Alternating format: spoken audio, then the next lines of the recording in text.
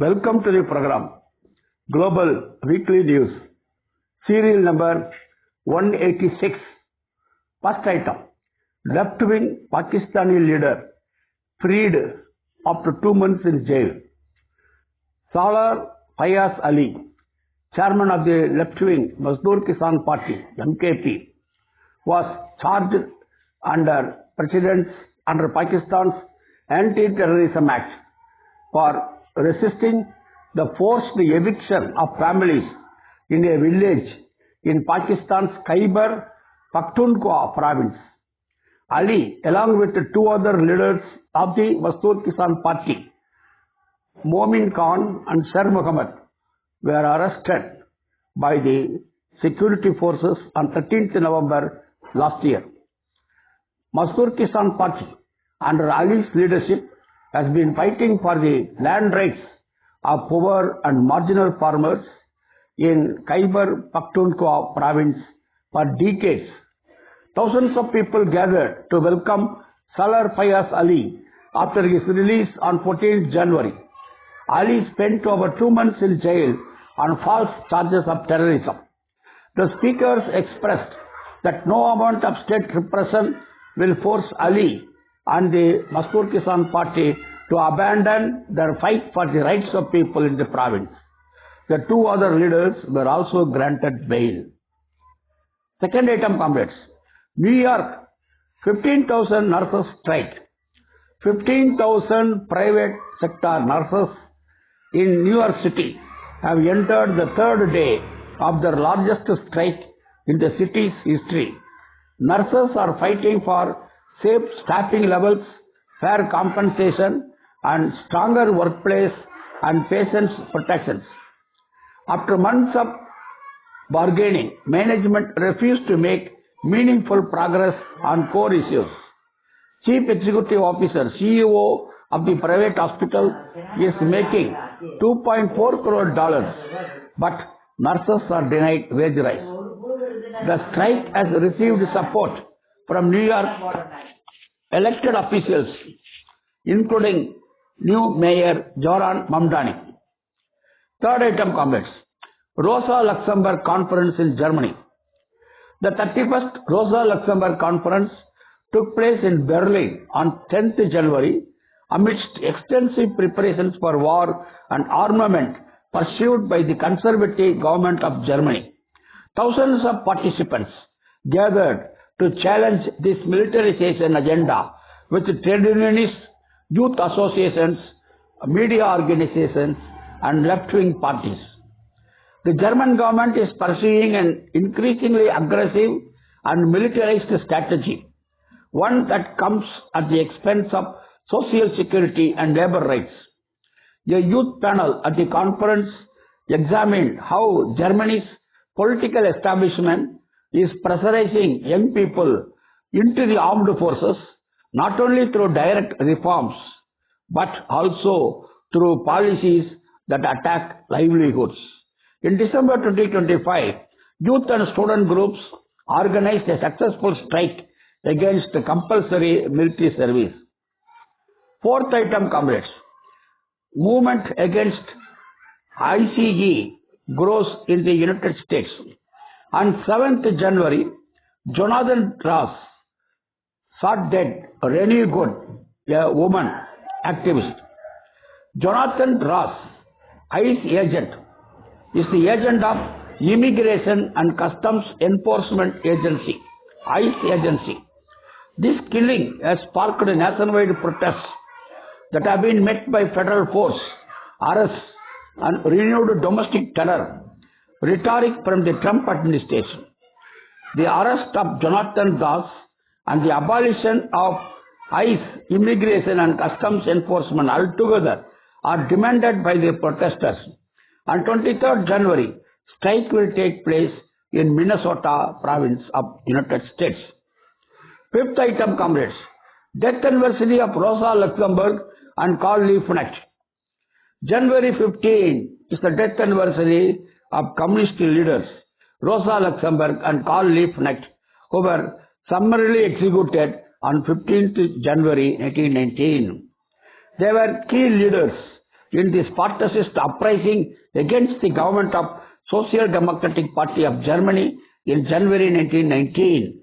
The recently founded Communist Party of Germany, led by Rosa Luxemburg and Karl Liebknecht, started the uprising with the aim of setting up the Workers' Republic.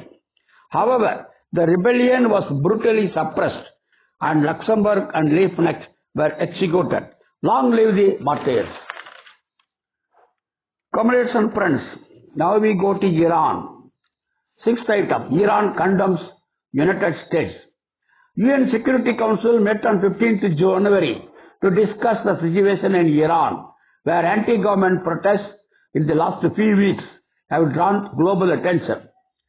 Iranian Foreign Minister Abbas Araghchi said that the exploitation of the protests to pursue political agenda combined with an ongoing effects of illegal unilateral US sanctions undermines Iranians' basic rights and is a shameful act.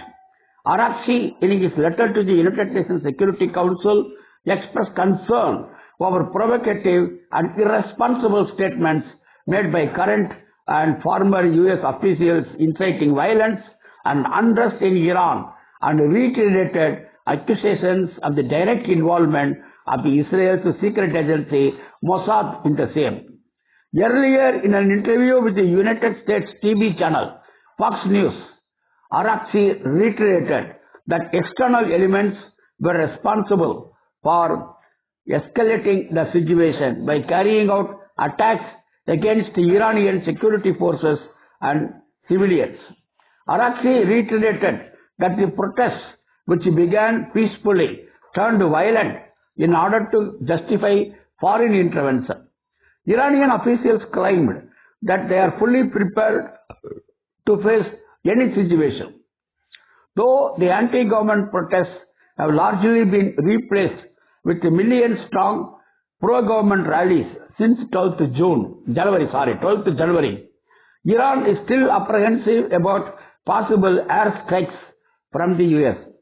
Iran had shut its airspace following strong indications of such possible airstrikes after Trump, addressing the protesters in Iran, claimed help is on the way on his social media post on 13th January, asking the protesters to continue and occupy government institutions.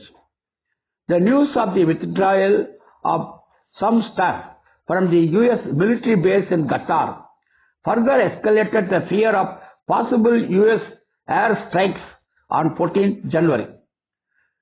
Several Iranian officials, including the Speaker of the Iranian Parliament, warned that if Iran is targeted with a military strike, US bases and ships in the region, along with the Israel territories, would be a legitimate target for Iran to attack. Several countries, such as India and some European nations, issued travel warnings to their citizens, asking those who are already there in Iran to leave the country on 14th January.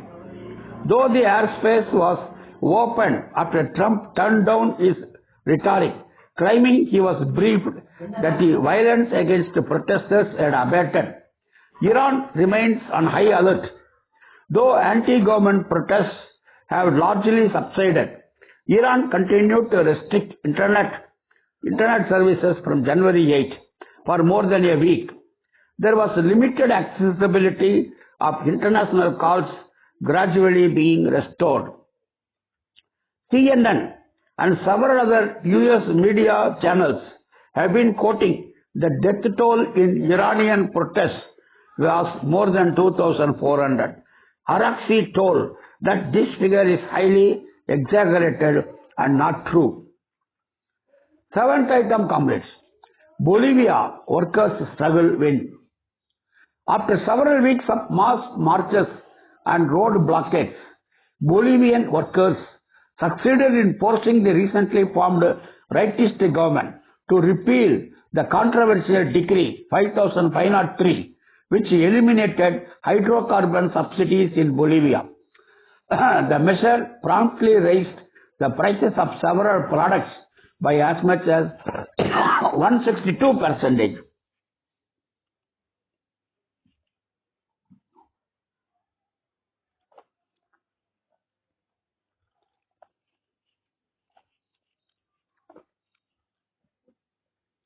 After several talks with the government, Bolivian workers from the Bolivian Workers' Union managed to get the fuel subsidy cut reversed.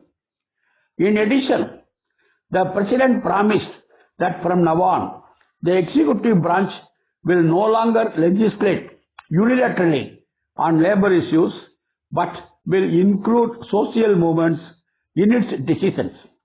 The government also agreed that it would not give away greater control of state natural resources to foreign companies. The union said that in unity we can achieve anything. When we are united, no one can subdue us. No one can defeat us. 8-item comments. Trump intensifies threats against Cuba. On 11th January, US President Donald Trump once again used the social media platform Truth Social to warn the Cuban government that if it does not make a change, there will be serious consequences. Trump wrote in his social media post, Cuba lived for many years on large amounts of oil and money from Venezuela. In return, Cuba provided security services for the last two Venezuelan dictators, but not anymore. Most of those Cubans are dead from last week's USA attack, and Venezuela does not need protection anymore from the thugs and extortionists who held them for so many years.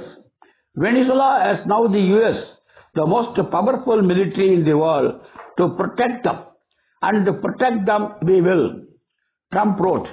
He also added a clear warning against the revolutionary government in Havana. There will be no more oil or money going to Cuba. Zero.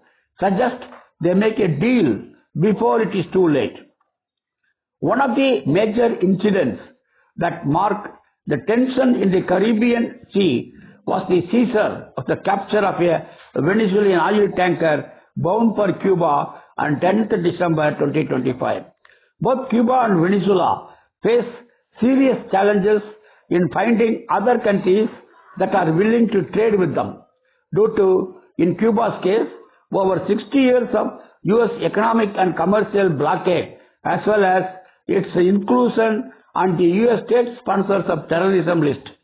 Helms-Burton Act also is against Cuba's interests. Cuban President Miguel Diaz-Canel responded harshly to Trump on X account. Cuba is free, independent and sovereign nation. No one dictates what we do. Cuba does not attack. It has been attacked by the United States for 66 years and it does not threaten. It prepares itself ready to defend the homeland to the last drop of blood.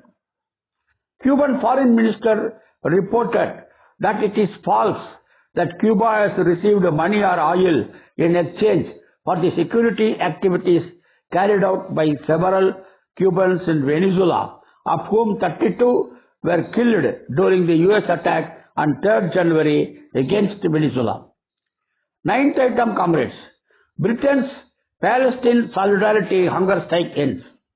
3 Palestine Solidarity Hunger Strikers in Britain ended their action late on 14th January, announcing significant progress on the strikers' demands.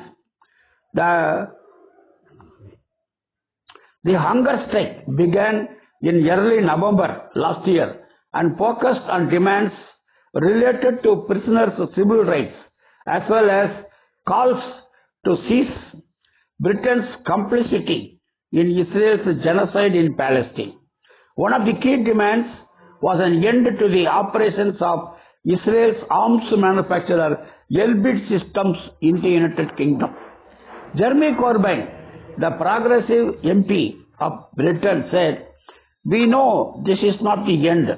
We will keep campaigning to end all arms sales to Israel, and we will never give up until justice has been achieved for the people of Palestine." 10th item, comrades. Venezuela's solidarity demonstration in Kenya. Members of the Communist Party of Kenya, Marxists, rallied outside the US Embassy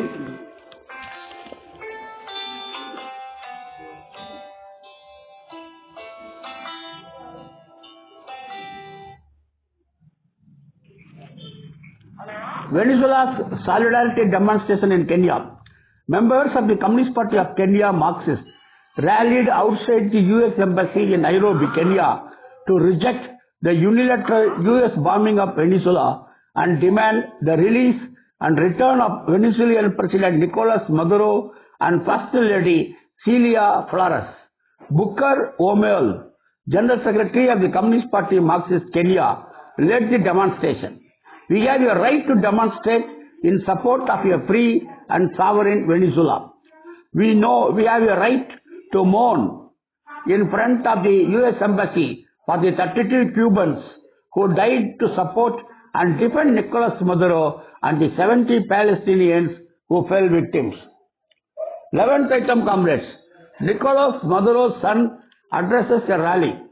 Nicolas Maduro, Chiara, Venezuelan deputy and son of the President Nicolas Maduro, spoke in a mobilization and transmitted a message from his father and Venezuela's First Lady Celia Flores, currently being held in a US prison. According to Maduro Chiara, President Nicolas Maduro sent a message of unity and told the Venezuelan people not to allow anything to divide us. Last item, comrades.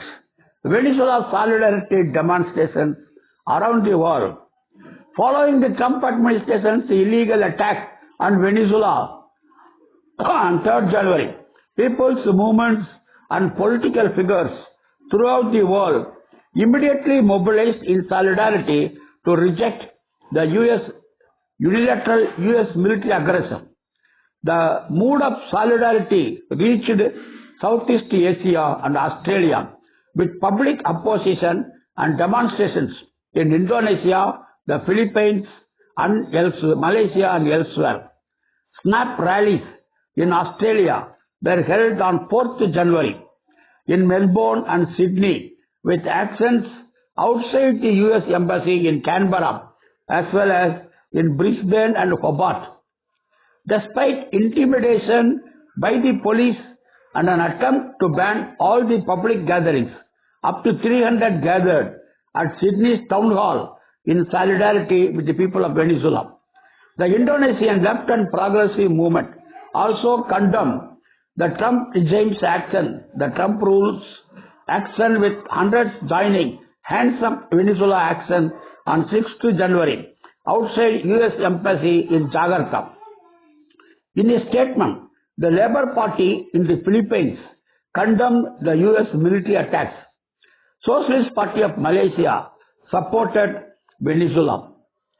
Thousands of people got mobilized in 30 Italian cities on 10th January to express solidarity with Venezuela.